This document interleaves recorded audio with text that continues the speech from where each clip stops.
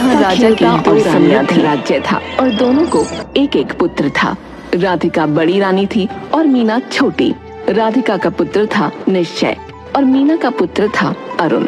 दोनों भाइयों का आपसी प्रेम अटूट था, लेकिन जहाँ राधिका दोनों राजकुमारों को समान नजरों से स्नेह करती थी, कहीं न कहीं मीना एक लालची और चालाक स्वभाव की रानी थी। बेटा अरुण और निश्चय, तुम दोनों आज शिकार पर गए थे ना, थक गए होंगे, इसलिए मैं तुम दोनों के लिए ये हल्दी वाला दूध बनाकर ले आई हूँ, पी लो बेटा। बड़ी माँ, मुझे ना दूध पीना बिल्कुल भी अच्छा नहीं लगता। हाय मेरा बच्चा, पूरे 18 साल का हो गया है, लेकिन अभी तक भी बच्चा ही है। जल्दी से नाक बंद करके दूध पी। देख निश्चय भाई कितने आराम से दूध पी रहे हैं। दूध पीने से ऊर्जा आती है, साथ ही मस्तिष्क भी बलवान होता है। एक सांस में पी जा। इतने में ही राजा की दूसरी पत्नी मीना वहाँ आ पहुँची। हाय मेरा अरुण बेटा, थक गया होगा ना, मैंने दास को कहकर खास जड़ी बूटियों वाला तेल मंगवाया है तेरे लिए। तेरे शरीर की मालिश होगी ना तो तू और मजबूत बनेगा। माँ, थोड़ी देर बाद मैं और भैया दोनों ही जाकर अंग मर्दन करवा लेंगे ना। अरे बेटा, वो खास तेरे लिए आया है। अब मेरा मतलब है कि निश्चय तो बड़ा है ना, उसे क्या जरूरत है, वो इतना बलवान है। चल चल तो चल मेरे साथ। मीना बहुत लालची औरत थी। एक रानी होने के बाद भी उसके मन का लालच कभी खत्म नहीं हुआ। वो अपने अलावा किसी को भी कुछ हासिल करते हुए नहीं देखना चाहती थी। लेकिन राधिका कभी भी मीना और अपने बच्चों में भेदभाव नहीं करती थी। वो बहुत ही विनम्र औरत थी। अरे इतना स्वादिष्ट खाना, जल्दी जल्दी ये मालपुआ खा लेती हूँ, क्या पता सबके सामने खाने को मिले कि ना मिले। मीना फटाफट मालपुए हाथ में उठाकर अपने दुपट्टे के पीछे छुपा लेती है और फौरन अपने कमरे में चली जाती है।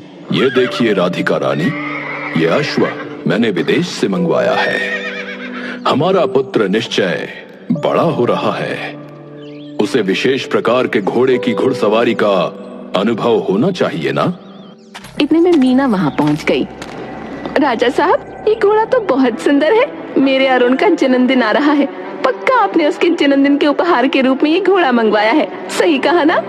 राजा कुछ बोलता उससे पहले ही राधिका इशारे में उन्हें रोक देती है। हाँ हाँ छोटी, ये घोड़ा अरुण के जन्मदिन के लिए है। जाकर अरुण को बताती हूँ, खुशी से फूला नहीं समाएगा। मीना जब अरुण के पास पहुँची। पर आपने ऐसा क्यों किया माँ? मैं अच्छे से जानता हूँ कि निश्चय भैया के लिए विदेश से एक अश्व आने वाला था। आप उसे मेरे जन्म दिवस का उपहार कैसे बना सकती हैं?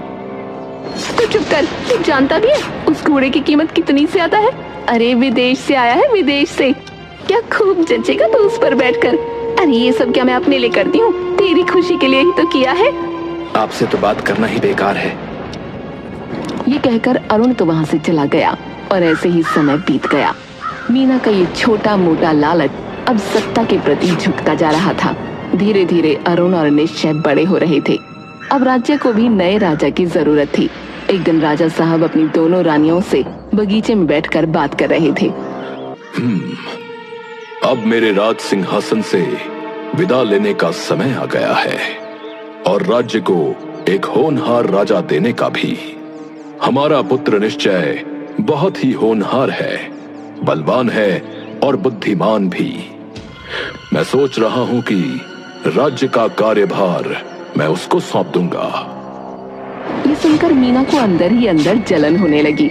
मीना मन में सोचती है, अगर ये कार्यभार निश्चय के हाथ में चला गया तो ठाट तो इस राधिका के होंगे। मेरा और मेरे बेटे का क्या होगा? ये जो मैंने सोने की जड़ी वाला सूट पहना है, तब तो ये भी मुझे न मिलेगा।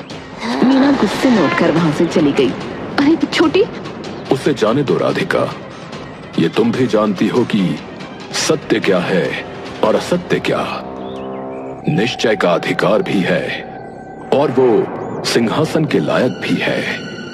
इस बात को मीना को समझना होगा। शाम को राधिका अरुण के पास पहुंची। अरुण बेटा, तुम तो जानते हो तुम्हारे पिता बुजुर्ग हो गए हैं, राज्य को नया राजा चाहिए। ऐसे में अगर ये राजगद्दी तुम्हारे बड़े भाई निश्चय के हक में भी आई तो तुम उसे दिल से ना लगाना। तुम हमेशा ही मेरे दिल के करीब रहोगे। तुम्हारे लिए हमारा प्यार कभी कम ना होगा।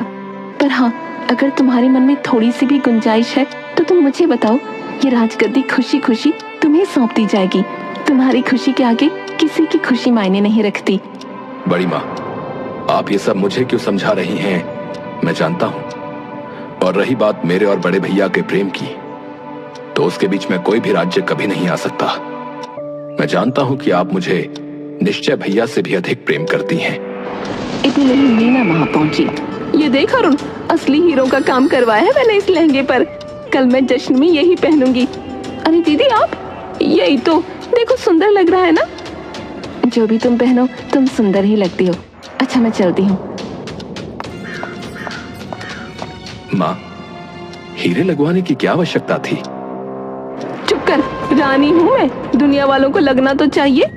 वैसे भी अगर मैं सुंदर न लगूंगी तो और कौन सुंदर लगेगा। और कल के लिए तैयार हो जा। अगली सुबह राजा साहब की गांव वालों से राजा के रूप में अंतिम मुलाकात थी। सभी तैयार होकर सभा में पहुंचे। मेरे प्रिय गांव वासियों, मैंने अपने जीवन के कई वर्ष इस राज्य की देखभाल में लगा दिए। आशा है कि आप सभी को मेरे किसी निर्णय से कोई आपत्ति नहीं रही होगी, और मेरा पूरा प्रयास रहेगा कि आगे भी राज्य को सही राजा ही मिले। महाराज की जय हो, महाराज की जय हो। राज्याभिषेक 3 दिवस बाद होगा। महाराज कौन है, इस बात से पर्दा भी 3 दिन बाद ही उठेगा। आप सभी से निवेदन है कि आप भोजन करिए और इस उत्सव का आनंद उठाइए। राजा बहुत अच्छा था। वो अपने गांव वालों के लिए भोज आयोजित करता रहता था। अब इंतजार था तो 3 दिन बीत जाने का। आइए आइए साधु महाराज, आपको आने में कोई समस्या तो नहीं हुई? इस भव्य राज्य में भला किसी को क्या समस्या हो सकती है राजन? बाबा के लिए आसन लगाया गया। साधु महाराज, अपना आशीर्वाद कृपया आप ऐसे ही बनाए रखें। राजन, मैं आपको यहाँ आशीर्वाद देने ही आया हूँ। ये देखिए, ये है एक अनोखा पत्थर। ये ऐसा वैसा पत्थर नहीं, बल्कि इसमें 100 बलवानों की शक्ति, 100 चतुर्वर्ण लोगों की चतुराई और 50 समझदारों की समझदारी है। नहीं नहीं राजन, आप इसे अपने हाथ में नहीं ले सकते। राजा के एक इशारे पर एक दासी एक छोटा सा संदूक लेकर आई। बाबा ने वो चमत्कारी पत्थर संदूक में रखा। इस पत्थर को प्रथम बार जो भी स्पर्श करेगा, इसकी सारी शक्तियां उस मनुष्य में चली जाएंगी। अगर वो मनुष्य अपनी शक्तियों को त्यागना चाहे तो उसकी इच्छा अनुसार वो शक्तियां पुनः इस पत्थर में समाहित हो जाएंगी। यह अद्भुत वस्तु मैं तुम्हें प्रदान करता हूं। आशा है तुम इसका सही प्रयोग करोगे। सभी ने बाबा के चरणों को स्पर्श किया और कुछ ही समय बाद बाबा भी महल से रवाना हो गए। महारानी राधिका, कृपया इस पत्थर को आप संभाल कर रखते हैं। कि इतने में ही वो संदूक राधिका के हाथ से मीना ने छीन लिया। अरे दीदी, आपको तो बहुत काम होंगे ना, लाइए ये मैं संभाल के रख दूंगी। मीना वो पत्थर लेकर फौरन अपने कमरे में गई। रात को जब सब सो चुके थे तब मीना ने वो संदूक खोला। संदूक खोलते ही वो पत्थर चमचमाने लगा, जिसके तेज से अरुण की आंख खुली। माँ, ये तो वही पत्थर है ना जो आज वो साधु बाबा देकर गए थे, पर आप इसके साथ क्या कर रही हैं? मीना फौरन वो पत्थर अरुण के हाथ में रख देती है। अरुण के पूरे शरीर में थोड़ी कंपकपाहट होने लगी और वो अब खुद को बहुत शक्तिशाली महसूस करने लगा। माँ, आपने ये क्या किया? तो अपना मुंह बंद रख ले बेटा, ये सब मैं तेरी भलाई के लिए कर रही हूँ। आखिर ये शान और शौकत चकाचौंध तुझे प्यारी है कि नहीं? अब तू ही राजा बनेगा मेरा बेटा। हाय, मेरा बेटा कितना शक्तिशाली लग रहा है। अगली सुबह होते ही सभा में निश्चय की चतुराई की परीक्षा शुरू हुई, पर उससे पहले राजा ने वो पत्थर मंगवाया। महारानी मीना, कृपया वो पत्थर लेकर आए। पुत्र निश्चय, इस पत्थर को पूरी श्रद्धा के साथ हाथ लगाओ। निश्चय वैसा ही करता है, लेकिन उससे कोई प्रभाव नहीं पड़ा। लगता है पत्थर ने अपना कार्य कर दिया। विद्वान जी, कृपया अब आप अपना कार्य प्रारंभ कीजिए। हाँ तो राजकुमार निश्चय, कृपया बताइए कि मेरे पास नगर है परंतु घर नहीं, जंगल है परंतु पेड़ नहीं, नदी है परंतु मछली नहीं। निश्चय के जवाब देने से पहले ही अरुण बोला, इसका जवाब है मानचित्र। हाँ, अति उत्तम, अति उत्तम छोटे राजकुमार, अति उत्तम। अब मेरा दूसरा प्रश्न। एक थाल मोतियों से भरा हुआ, सबके सर पर उल्टा रखा हुआ, चारों ओर फिरे वो थाल, परंतु मोती उसमें से एक ना गिरे। आसमान और तारे। बहुत खूब मेरे भाई, इसका उत्तर तो मैं भी नहीं जानता था। और ऐसे ही धीरे धीरे अरुण ने सारे सवालों के जवाब दे दिए। कुछ देर बाद तीरंदाजी का मुकाबला शुरू हुआ और वो भी एक एक करके अरुण ने सारे निशानों को भेद दिया और ऐसे ही एक एक करके वो हर प्रतियोगिता में जीतता गया। अति उत्तम पुत्र अरुण, अति उत्तम। लेकिन सिर्फ इससे बात न बनेगी राजा जी, पूरे राज्य के सामने ये साबित हो गया है कि मेरा बेटा अरुण राजा बनने के काबिल है और उसमें सारे गुण हैं। और ये निश्चय तो बैठा बैठा देखता ही रह गया, एक भी सवाल का जवाब न दिया गया इससे।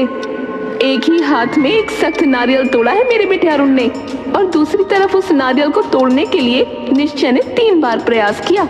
गांव वालों के सामने ये साबित हो गया है कि राजा के पद के लिए कौन अधिकारी है। परंतु महारानी मीना, निश्चय बड़ा है। आप तो इंसाफ के देवता है ना, कीजिए इंसाफ। दूध का दूध और पानी का पानी आपकी नजरों के सामने हो चुका है। मेरा बेटा राजा बनने के काबिल है, लेकिन आप ये दुनिया वालों से छुपाना चाहते हैं। बड़े की आड़ में निश्चय के सर पर ताज पहनाना चाहते हैं। ऐसा न करो मीना, सबके सामने राजघराने का मजाक बन रहा है। ये सारी बातें अकेले में करते हैं। जब निश्चय को राजा सबके सामने बनाया जाएगा तो ये बातें भी सबके सामने ही होनी चाहिए ना।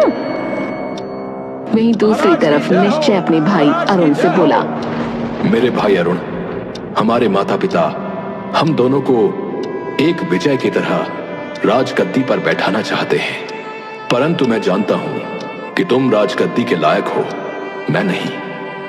इस पर तुम्हारा हक है मेरे भाई। इनका निर्णय जो भी हो, मैं तुम्हारे राजा बनने से बहुत प्रसन्न होऊंगा।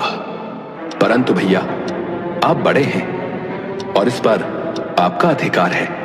अरे पगले, भूल गया क्या? बचपन में जब तुझे पेड़ से अमरूद खाने होते थे तो तू मेरे ही कंधे पर बैठकर पहले अमरूद तोड़कर खुद खाता था। ये भी ऐसा ही कुछ समझ। हम दोनों भाइयों का प्रेम तो अटूट है रे। इतने में ही राजा भी कहने लगे, तुम्हारी ये बात भी सत्य है मीना। आज की प्रतियोगिता को ध्यान में रखते हुए राजा तो अरुण को बनना चाहिए। राज्य के लिए एक होनहार और बलवान राजा का होना आवश्यक है।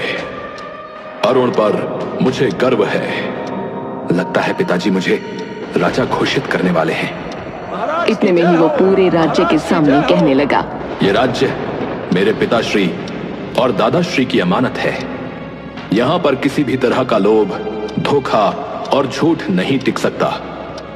ये ताज एक ऐसा आशीर्वाद है जो किसी के भी सर पर सजे एक अभिमान ले ही आता है। परंतु मेरे पिताश्री को मैंने कभी अभिमान करते नहीं देखा। कदापि मैं इसके लिए उपयुक्त नहीं। मैं राजा बनने से मना करता हूं। ये जिसका अधिकार है उसे ही मिलना चाहिए। ये सुनकर मीना का गुस्सा फूट पड़ा। ये तुम क्या कह रहे हो बेटा? गांव वाले भी यही चाहते हैं कि तुम राजा बनो। देखो मेरी बात सुनो। माँ, ये किसी की बात सुनने का समय नहीं है, ये निर्णय का समय है। राज्य प्रतीक्षा कर रहा है। क्या इसी दिन के लिए मैंने इतनी मेहनत की थी ताकि तुम मेरे पूरे किए कराए पर पानी फेर दो? उस पत्थर की सारी शक्तियां मैंने तुम्हारे अंदर ये सब सुनने के लिए नहीं डाली थी। महारानी मीना, यह आपने क्या कहा? तो इसीलिए वो पत्थर निश्चय पर कार्य नहीं कर रहा था। जी वो मैं। आपने बिल्कुल सही कहा पिताश्री। मैं माताश्री के मुंह से सत्य को बाहर निकलवाना चाहता था। माताश्री, अब आगे की बात आप इन्हें बताएंगी या मैं स्वयं बताऊं? महारानी, राज्य के कार्यभार में आपने दखलंदाजी करके अपराध किया है। और क्या करती मैं? आप लोग मेरे बेटे को नौकर बनाकर रख देते। मैं बस उसकी खुशी चाहती थी। मैं चाहती थी कि जो भी इज्जत, जो औहदा निश्चय और उसकी माँ का है, वो मेरा और मेरे बेटे का रहे। क्या गलत किया मैंने? हमेशा से छोटा छोटा कहकर आपने हमें पीछे रखा।